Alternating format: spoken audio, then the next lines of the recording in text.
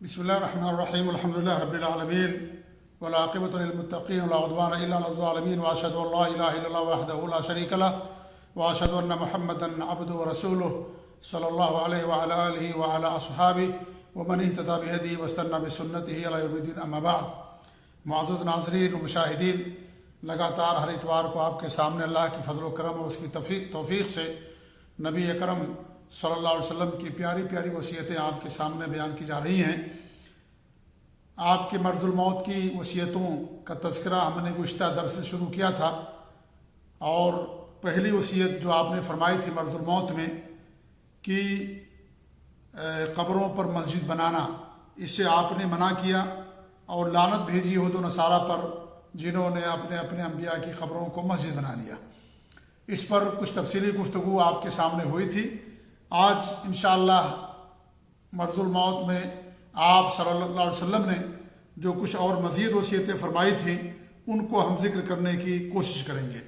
دوسری وصیت جو آپ نے فرمائی تھی، جیسا کہ صحیحین میں بخاری مسلم کے اندر ہے، کہ ابو بکر رضی اللہ تعالیٰ عنہ انصار کی ایک مجلس سے گزر ان کا ہوا تو سب کے سب رو رہے تھے، اور تو ابو بکر صدیق رضی اللہ تعالیٰ عنہ نے ان سے پوچھا ما یبکیکم، کون سی چیز تم لوگوں کو رلا رہی ہے، کیوں تم لوگ رو رہے ہو، کیا وجہ ہے آخر؟ قالو، لوگوں نے کہا کہ ذکرنا مجلس النبی صلی اللہ علیہ وسلم منا، کہ اللہ کے رسول صلی اللہ علیہ وسلم کے پاس ہماری جو قدر تھی، منزلت تھی، مقام و مرتبہ تھا، اس کو ہم سوچ کر کے یاد کر کے رو رہے ہیں. فدخل ابو بکر علی نبی صلی اللہ علیہ وسلم، تو ابو بکر رضی اللہ تعالیٰ عنہ اللہ کے رسول کے پاس گئے. فاخبرہ بذلک، تو ابو بکر رضی اللہ تعالیٰ عنہ نے نبی اکرم صلی اللہ علیہ وسلم کو اس بات کی خبر دی کہ انصار اس طرح کی باتیں کر رہے ہیں، کیونکہ آپ مرض الموت میں تھے، بیماری میں تھے. تو صحابہ کرام کو، انصار صحابہ کو یہ خدشہ لاحق ہوا کہ شاید آپ کے آخری ایام ہیں اور اس طریقے سے آپ کوچ کر جائیں گے، دنیا سے ہم سب کو چھوڑ کر کے چلے جائیں گے. تو انہوں نے اس طرح کی بات کہی. تو وہ کہ صدیق فرماتے ہیں فخرج النبی صلی اللہ علیہ وسلم، تو اللہ کے رسول صلی اللہ علیہ وسلم نکلے. وقد اصبح علی رأسہ بعصابہ، اور آپ نے اپنے سر پر پٹی باندھ لی.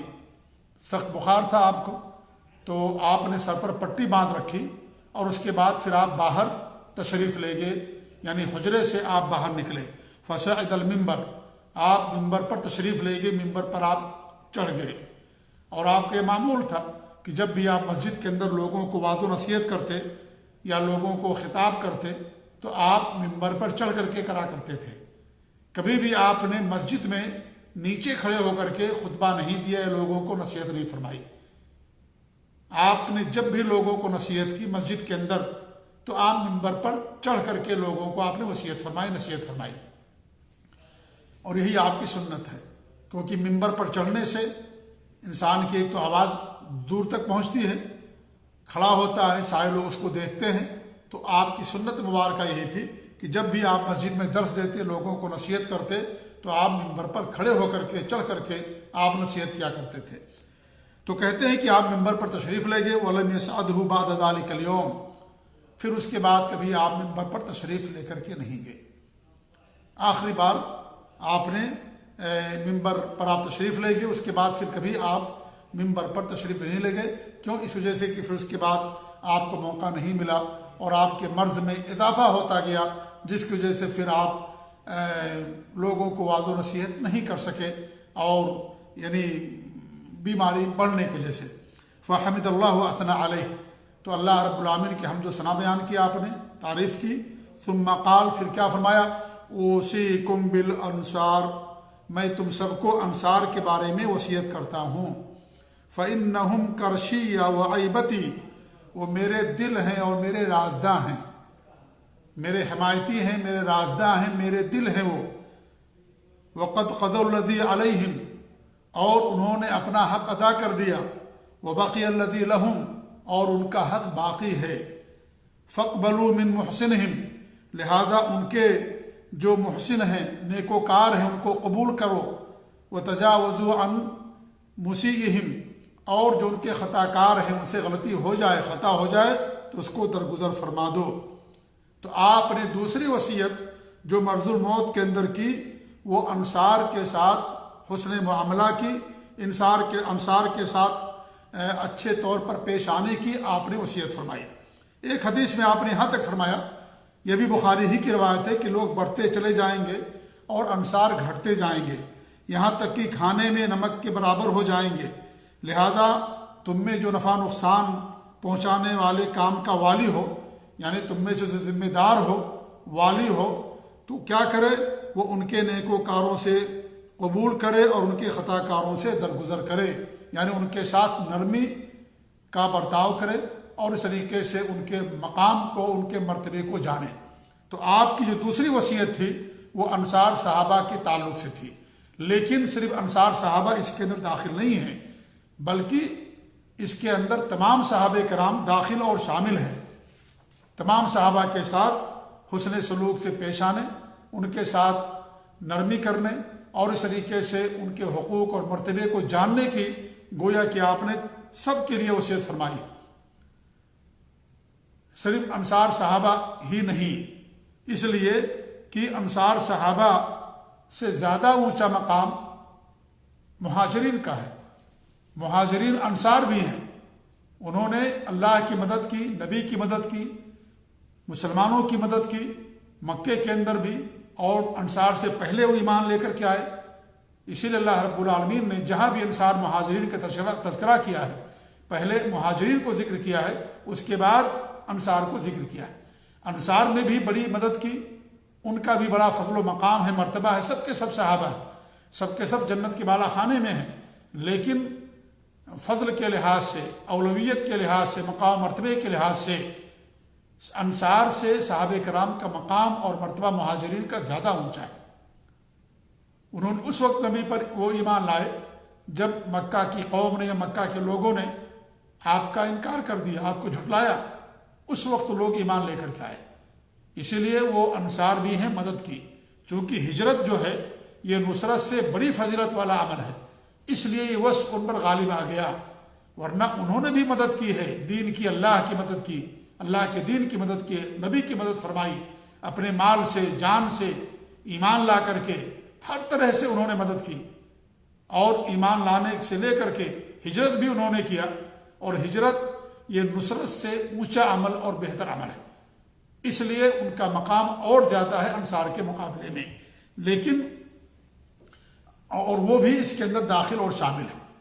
تو ایسا نہیں ہے کہ صرف انصار ہی کے ساتھ انسان حسن سلوک سے پیش آئے گا یا ان کے مقام مرتبے کو جانے گا، بلکہ جو مہاجرین ہیں ان کا بھی حق ہے، اور اس طریقے سے ان کا بھی بہت اونچا مقام اور مرتبہ ہے۔ اللہ کے رسول صلی اللہ علیہ وسلم نے فرمایا، آیت الایمان حب الانصار، ایمان کی پہچان انصار سے محبت ہے، وہ آیت النفاق بغض الانصار، اور نفاق کی ایک علامت انصار سے بغض رکھنا ہے۔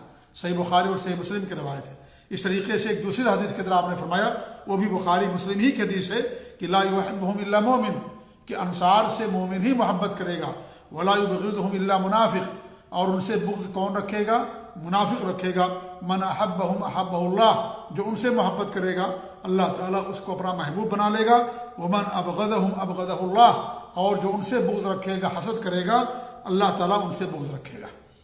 چونکہ مہاجرین کا مقام و مرتبہ سب کے اندر واضح تھا، اور سب جانتے تھے کہ ان کی خدمت اور ان کی قربانیاں زیادہ ہیں انصار کے مقابلے میں، تو آپ کو محسوس ہوا کہ ایسا نہ ہو کہ ان کی قربانیوں اور ان کی خدمات کے صلے میں انصار کی قربانیاں، ان کی خدمات لوگ بھول جائیں، اس لیے آپ نے انصار کا بطور خاص ذکر کیا، ورنہ مہاجرین تو بدرجہ اولا داخل ہے۔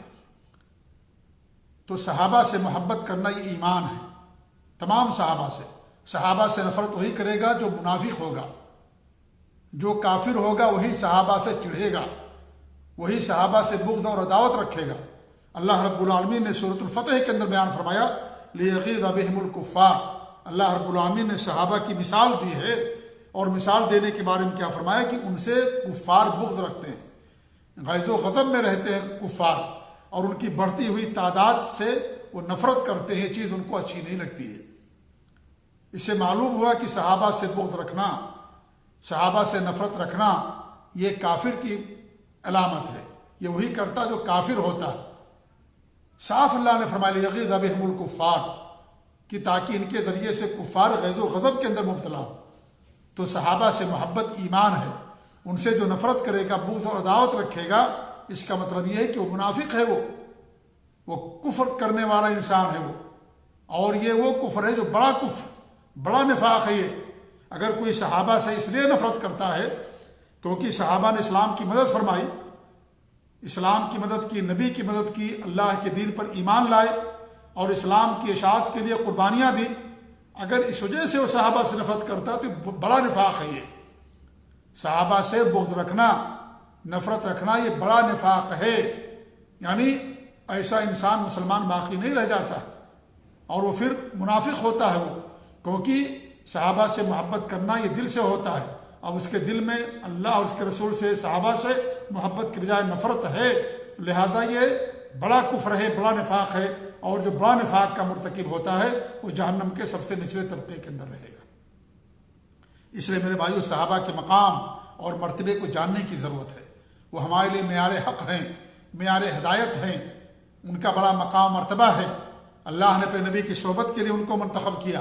کل کے درس میں کچھ باتیں میں نے بتائی تھیں، عبداللہ بن مسعود رضی اللہ تعالیٰ عنہ کا قول جو اصول ایمان کی شرح میں امام اور مجدد شیخ الاسلام محمد بن عبد الوہاب رحمۃ اللہ علیہ نے اپنی کتاب کے اندر بیان کیا ہے، ان کے قول کی تشریح کے دوران میں نے کچھ باتیں بیان کی تھیں، اور خود عبداللہ بن مسعود رضی اللہ تعالیٰ عنہ کا قول صحابہ کرام کے فضل و مقام کے لیے کافی ہے۔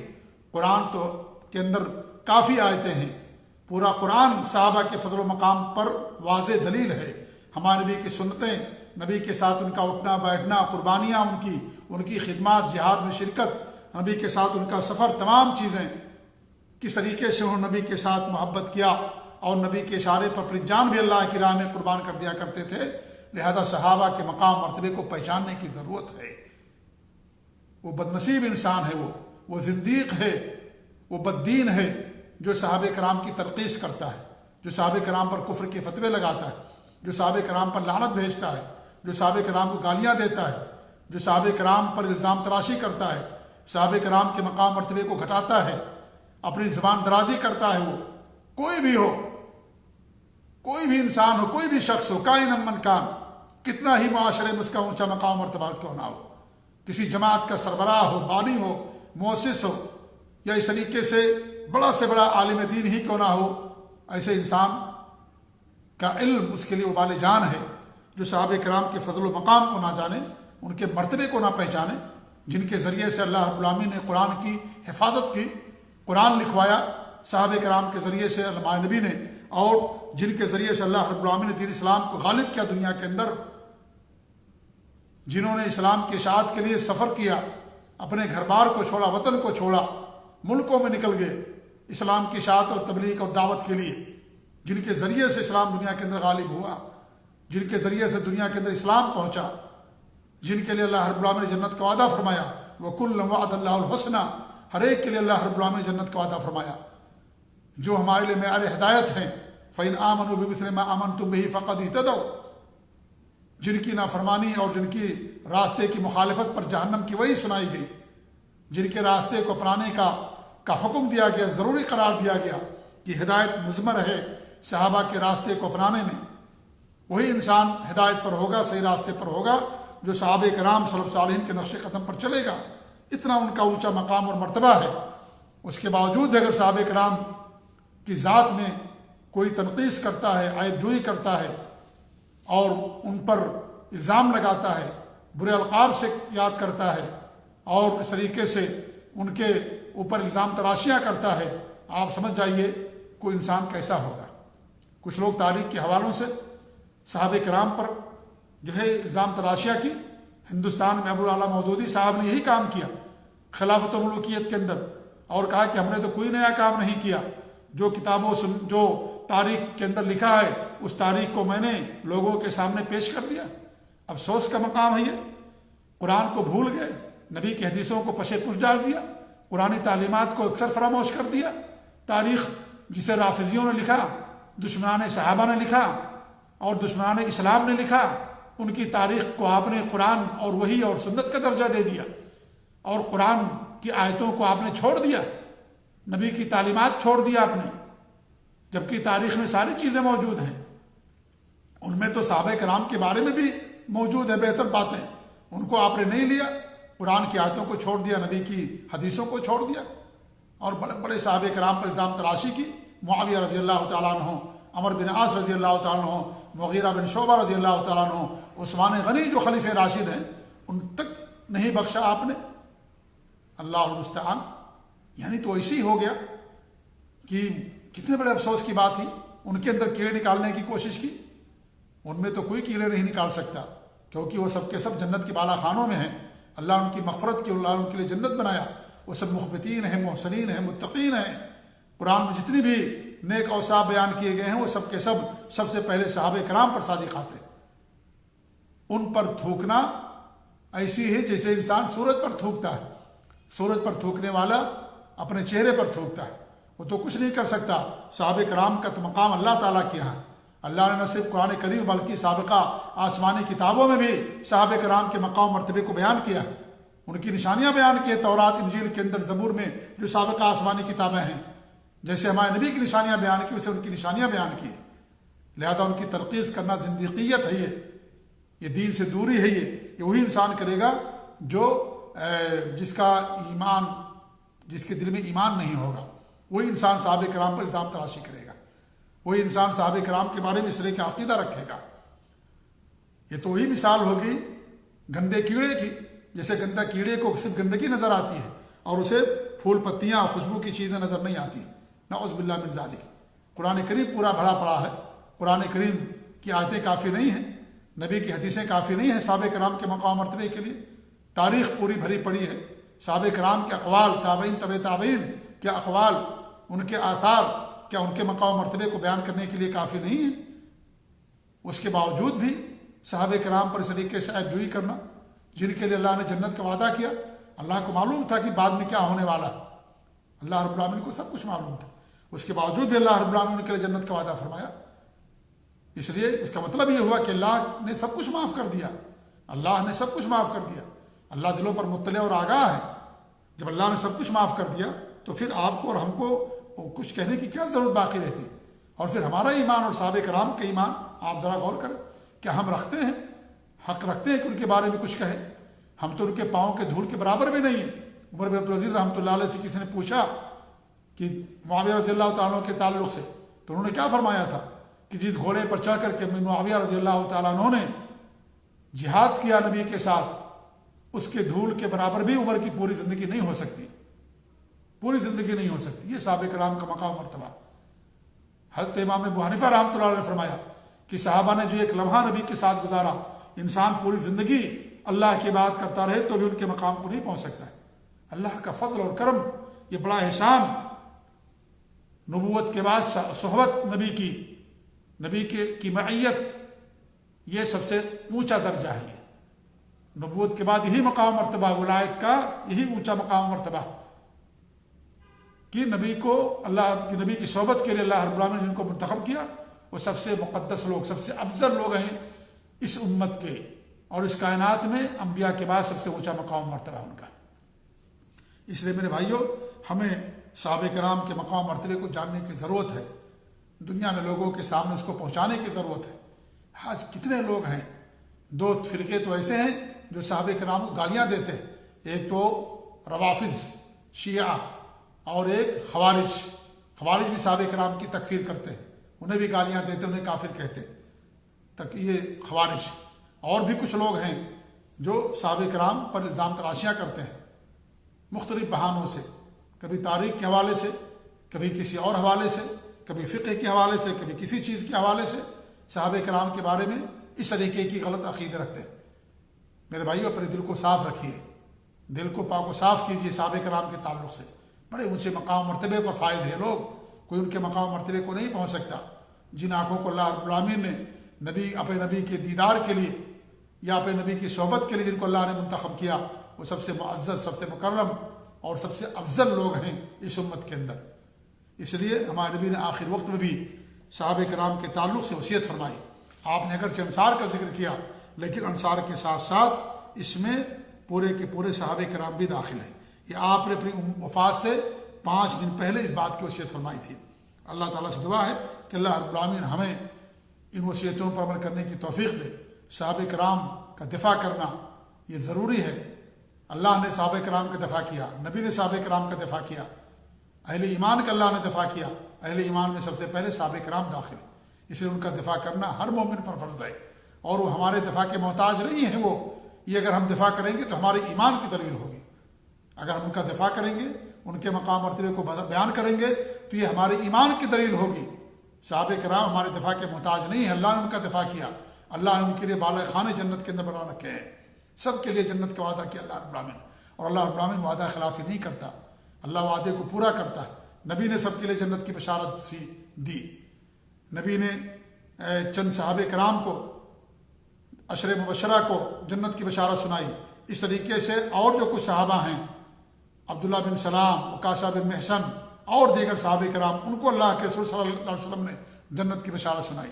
تو جب یہ صحابہ کرام کو آپ نے جنت کی بشارت سنائی تو ظاہر بات ہے جو ان سے اور زیادہ فضل و مقام میں آگے ہیں، پہلے ایمان لانے والے، ان کی قربانیاں زیادہ ہیں، وہ بدرجہ اولا جنت کے حقدار ہوں گے، بدرجہ اولا جنت کے حقدار ہوں گے۔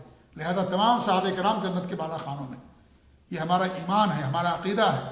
اللہ کی ذات سے امید ہے کہ تمام صحابہ کرام جنت کے اندر ہوں گے۔ وَكُلًّا وَعَدَ اللَّهُ الْحُسْنَىٰ، ہر ایک کے لیے اللہ رب العالمین نے جنت کا وعدہ فرمایا۔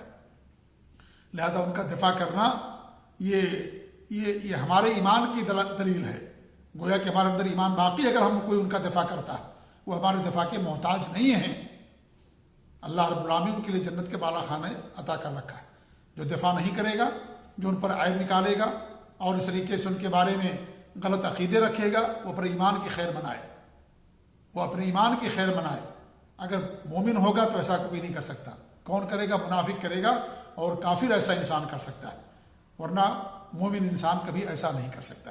اللہ تعالیٰ ہمارے دلوں کو پاک و صاف کرے، اللہ تعالیٰ ہمارے دلوں میں صحابہ کرام کے مقام اور ان کے مرتبے، ان کی عظمت کو بحال کرے اور زیادہ کرے، اور اس طریقے سے اللہ تعالیٰ ہمیں ان کے نقش قدم پر چلنے کی توفیق دے۔ ان کے نقش قدم کی پیروی میں جنت ہے، وہ ہمارے لیے معیار ہدایت ہے۔ ہمارے نبی نے فرمایا تھا 73 فرقوں میں امت بڑھ جائے گی، وہی فرقہ جنتی ہوگا۔ جب آپ سے پوچھا کہ کون فرقہ جنت کے اندر جائے گا، کہا جس پر میں ہوں اور میرے صحابہ ہیں۔ یا صحابہ کے نقش قدم کی پیروی کرنا یہ کیا ہے؟ یہ جنت ہے ان لوگوں کے لیے۔ صحابہ کرام کو اس لیے لوگ مجروح کر رہے ہیں تاکہ دین اسلام ختم ہو جائے، قرآن باطل ہو جائے، حدیثیں باطل ہو جائیں۔ کہ صحابہ کرام جب اتنے برے تھے تو کیا گارنٹی ہے کہ دین اسلام باقی ہوگا؟ کیا گارنٹی ہے کہ قرآن محفوظ ہے؟ کیا گارنٹی ہے کہ حدیثیں محفوظ ہیں؟ وہ ڈائریکٹ نبی کو تو نہیں کہہ سکتے تھے دشمنان اسلام، اس لیے صحابہ کرام کو تخت مشق بنایا اور ان کے ذریعے سے دین کے اندر شکوک و شبہات پیدا کیے، کیونکہ صحابہ کرام پر جرح کرنے سے دین خود بخود بے اعتبار ہو جاتا ہے، دین کی معتبریت ختم ہو جاتی ہے۔ اس لیے انہوں نے، کیونکہ وہ اولین راوی ہیں، ان کے ذریعے سے ہم تک دین پہنچا ہے، لہذا جب وہی عدالت کے معیار پر پورے نہیں اتریں گے، وہی مجروح ہو جائیں گے، تو ان کی طرف سے آئی ہوئی ہر چیز مجروح ہو جائے گی۔ جیسے کوئی انسان آپ کو خبر دے اور وہ انسان جھوٹا ثابت ہو جائے تو اس کی خبر بھی جھوٹی ثابت ہو جائے گی۔ اسی طریقے سے لوگوں نے کیا کہ صحابہ کرام کو جھوٹا ثابت کر دیا، صحابہ کرام پر جرح کیا، ان پر عیب لگایا، ان کی تنقیص کی۔ اب صحابہ کرام کے ذریعے سے ہمیں قرآن ملا، ان کے ذریعے سے ہمیں نبی کی سنتیں ملی، نبی کی حدیثیں ملی، تو سب کے سب باطل ہو جائے گا، وہ سب کے سب غیر معتبر ہو جائے گا۔ اسی لیے ابو ذرع رازی رحمۃ اللہ نے فرمایا تھا کہ جو صحابہ کی تنقیص کرے وہ سمجھ جاؤ کہ زندیق ہے، بددین ہے، وہ بددین ہے، کیونکہ صحابہ کے ذریعے ہمیں دین ملا، قرآن ملا، اور وہ سب سے اولین راوی ہیں دین اسلام کے، لہذا وہ قرآن کو، دین کو، سنت کو مجروح کرنا چاہتے، اس لیے صحابہ کرام پر الزام تراشیا کرتے۔ تو میرے عزیز ساتھیوں، بڑا خطرناک مسئلہ یہ عقیدے کا معاملہ ہی ہے، دین کا مسئلہ ہے۔